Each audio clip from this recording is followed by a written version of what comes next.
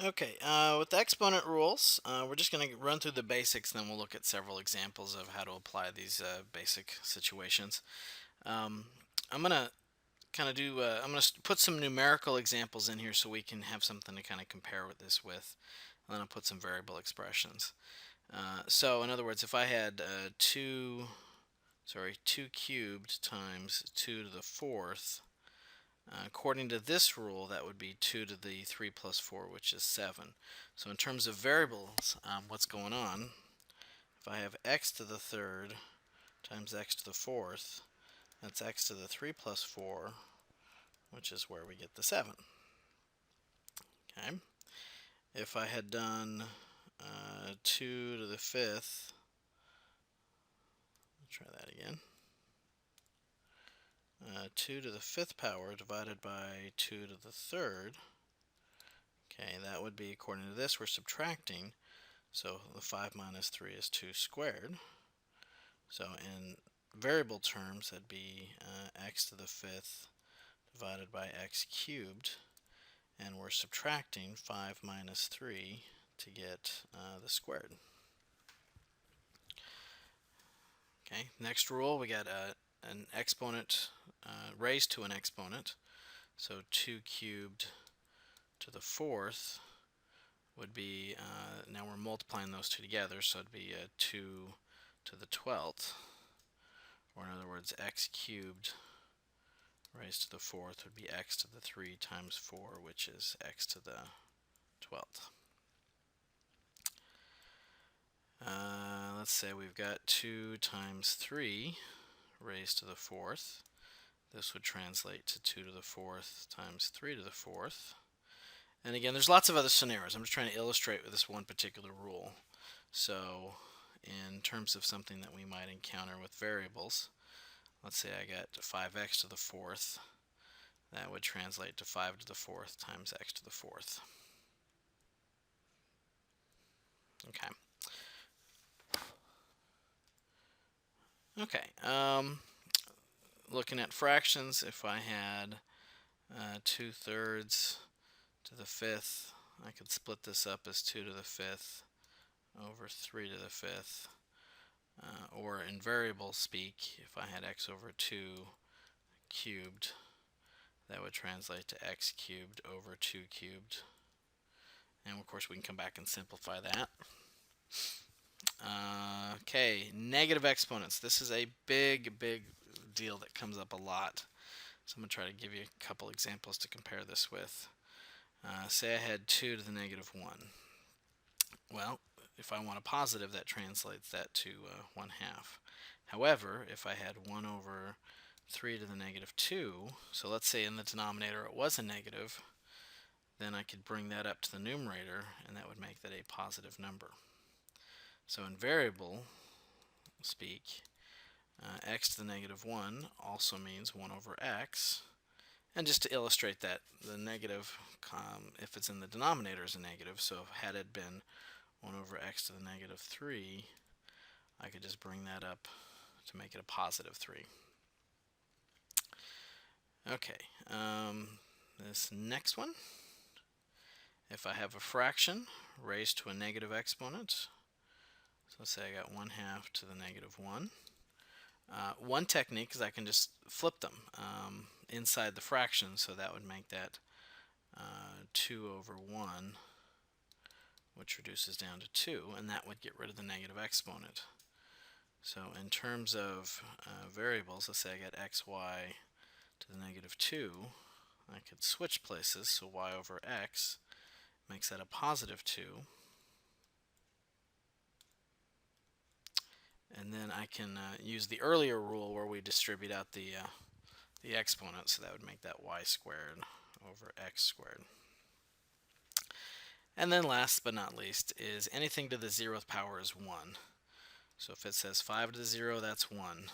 If it says 1/2 to the 0, that's 1. 1, sorry. If we have 10 x squared y cubed z to the fourth, this is my favorite one to throw on a test and see if students are paying attention, and I raise that all to the 0th power, it equals 1.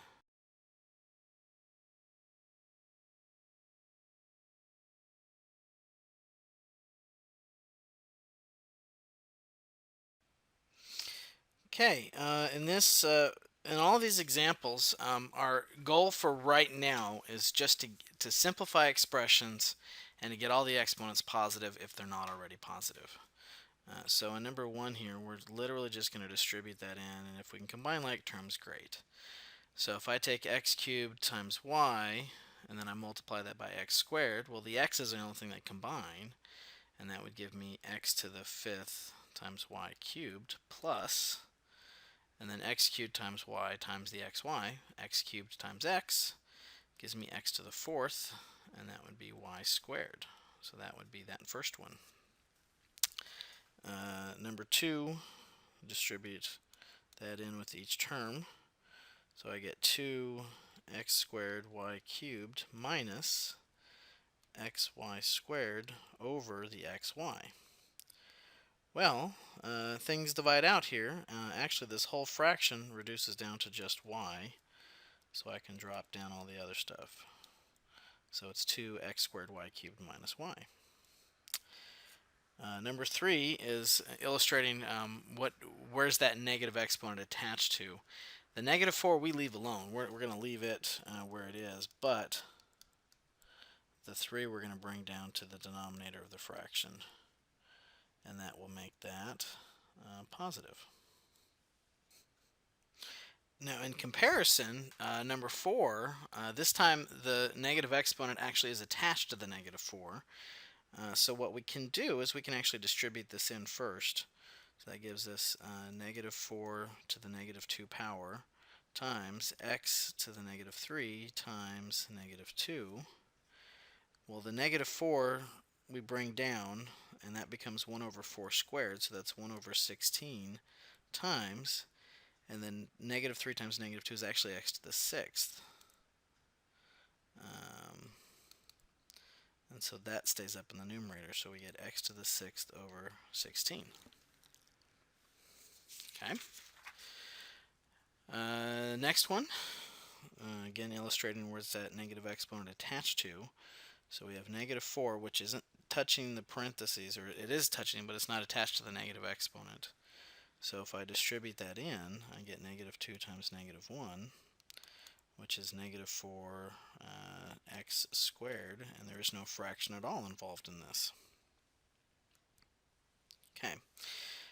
Number 6 and 7 you will see in calculus, and you'll see it early on. So it's good to practice distributing and simplifying these kind of things, because you will see a lot of this right after the first unit.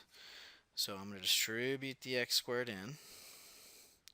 So that's 4x to the fifth plus x squared. And then I'm going to distribute this in, which is 3x to the sixth plus 3x cubed. And I don't see any things I can combine, but in math we put the highest exponent in order, so we refer to it as standard form. So I would just rewrite this as 3x to the sixth plus 4x to the fifth plus 3x cubed plus x squared. Okay. Number 7, just more distributing, but again, we will have lots and lots of practice in calculus on this.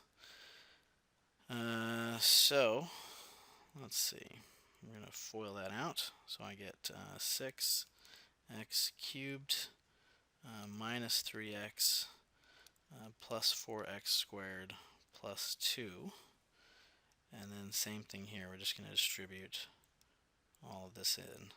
So plus 6x to the fifth plus 9x cubed plus 6x to the fourth plus 9x squared. And looking through all of this, highest exponent I see is x to the fourth. And I only see x to the fifth. There it is, 6x to the fifth. So 6x to the fifth, and I'm going to kind of cross these out as I go here. X to the fourth, I see just the one term, so plus 6x to the fourth. Let's see, x cubed. I see the 6x cubed and the 9x cubed, so plus 15 x cubed. Then the x squareds, I get the 4 and the 9. And let's see. And actually, I'm noticing a sign issue here, so I'm going to come back and adjust this. Because that should have been negative 2 times 2x squared, so that's minus 4x squared. Anyways, when I combine like terms, I get 5x squareds. Those guys are gone. And let's see, just the minus 3x and the plus 2. So minus 3x and plus 2.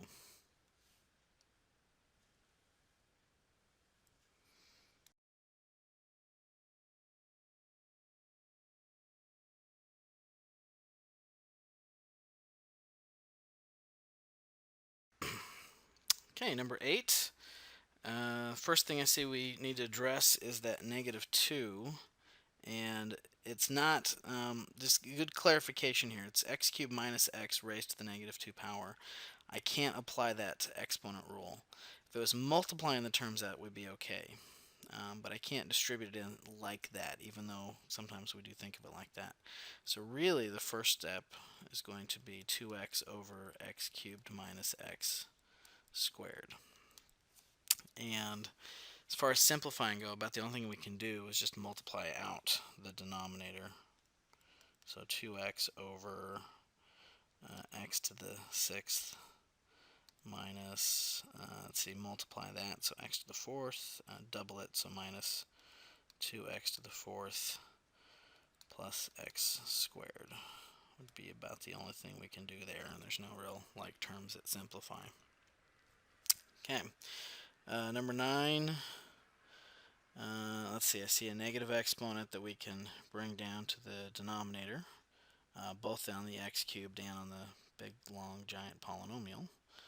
So the 2, however, gets to stay up top. So 2x cubed plus x squared plus 1. And the only thing I can see that we can do is just distribute the x cubed in. So that's going to be 2 over 2x to the 6th plus x to the 5th plus x cubed. And that's the only thing we can do with that. Okay. These last two examples are another great thing you're going to see in calculus a lot, so it's good to get used to this notation now. One thing I notice as I'm staring at this, just to give myself a good snapshot here, is I see that I've got some 2x squared plus 1s that can divide out of each term. So I'm going to actually split this up into two fractions. So that's going to be x squared over 2x plus 1 cubed over 2x squared plus 1 squared minus the other part of this problem. And then hopefully you're noticing that the 2x squared plus 1 divide out for both parts. So this leaves me with an x squared times a 2x plus 1. And this leaves me with just 2x. So I can distribute that in, and then maybe I can combine some terms if need be. So this would be 2x cubed plus x squared minus 2x. And it turns out that is actually all we can do in this. Okay, same process next door. I'm going to take this and split this up into two fractions. And then look for things that divide out.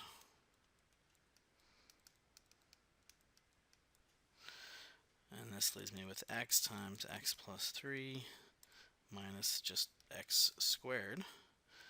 And when I combine like terms, I get x squared plus 3x minus x squared. And then the x squareds cancel out, so I'm left just with 3x. And that's perfectly fine.